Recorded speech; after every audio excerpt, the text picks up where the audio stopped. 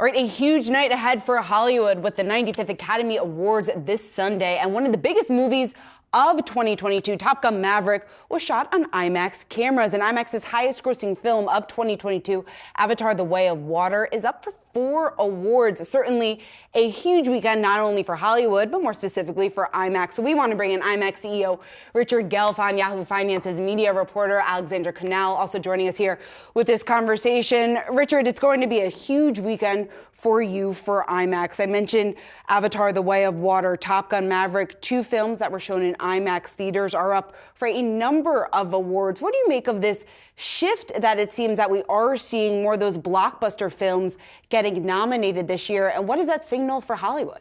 Well, I think it's a really good thing that it's happening. I think over the last few years, obviously accelerated by the pandemic, but I think Hollywood a little bit lost its way with the Oscars. And I think it was a little too much inside baseball and it was a little too much streaming movies. And guess what? The public likes going to theaters and movies exist in theaters.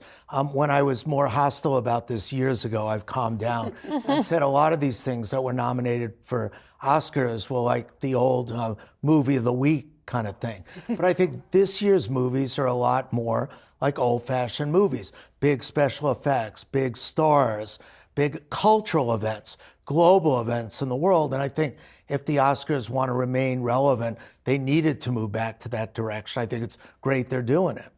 And if we think about the state of Hollywood right now, you know, Top Gun Maverick, Creed 3 just released this weekend, gangbuster opener. They were both shot on IMAX cameras.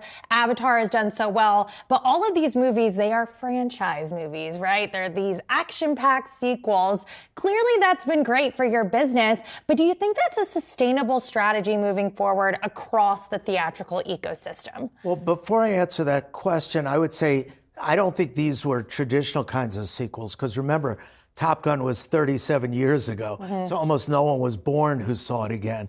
And even Avatar was 13 years ago. So I think those don't really count for sequels. I think other things, other kinds of movies count. And I do think it's partly sustainable. I think you need new IP and fresh kind of content and fresh stars to really create longevity in the business.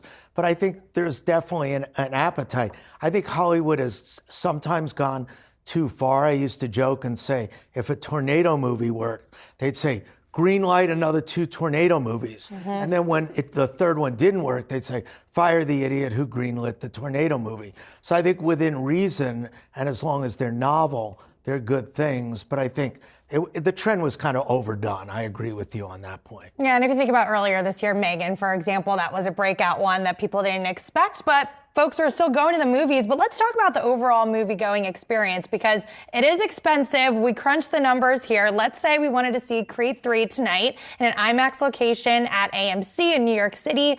2 people would shell out around $83 for 2 tickets, a large popcorn, and 2 regular soft drinks.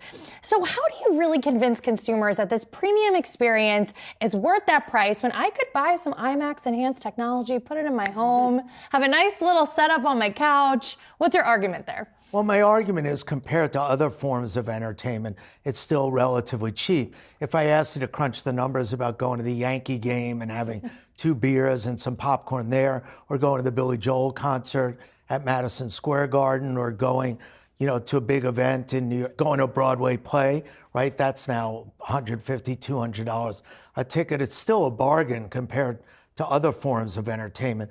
And the difference in going to IMAX is it takes you to another place. If you go to Yankee Stadium, you've seen the Yankees. It's 162 games. You've seen baseball before.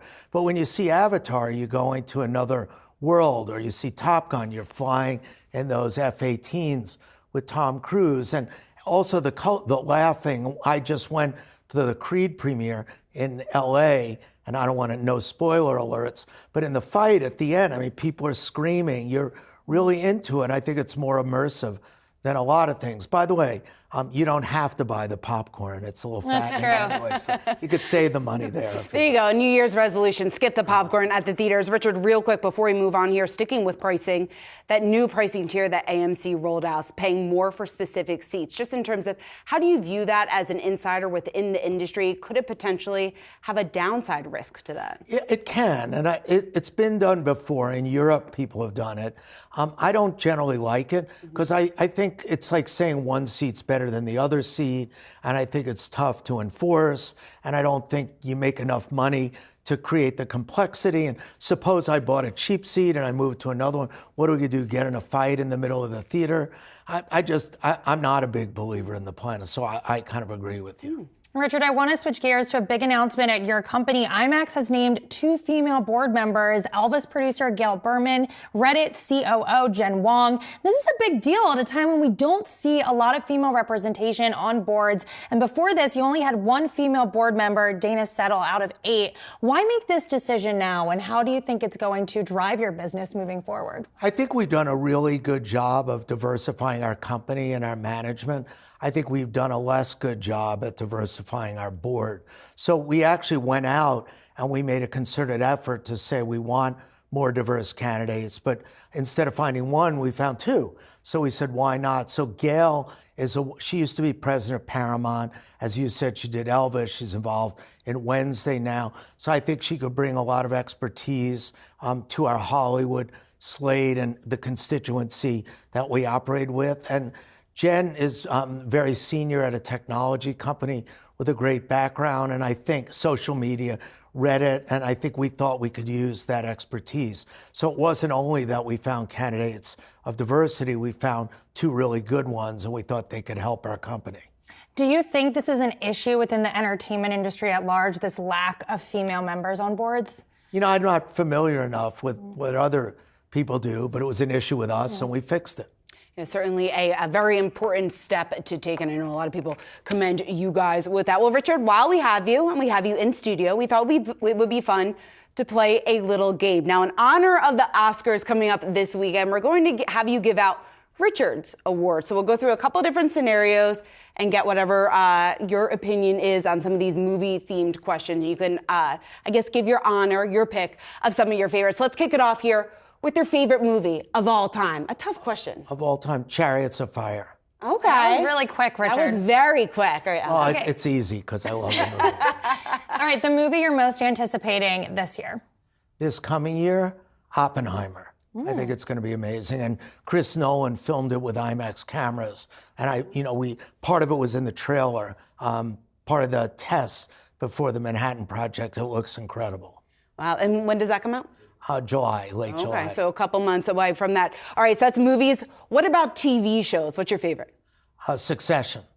It reminds me too much of Wall Street, but I like it. Well, our very own Dave Briggs makes an appearance in Succession. He's one of the anchors in the show this season, so you got to check it out. I got to see that one, for sure. All right, well, let's move on to concession snacks. You said you didn't need to get the popcorn. What's your favorite concession snack? Popcorn. Okay, there you go. There you go. You got to get the popcorn, the soda, movies would not be the same. I like the Twizzlers. My wife loves the Twizzlers. Oh, the Twizzlers, that's good too. Yeah, you got to get something sweet too. Okay, most iconic song choice in a movie. Most iconic song choice. That's a tough one.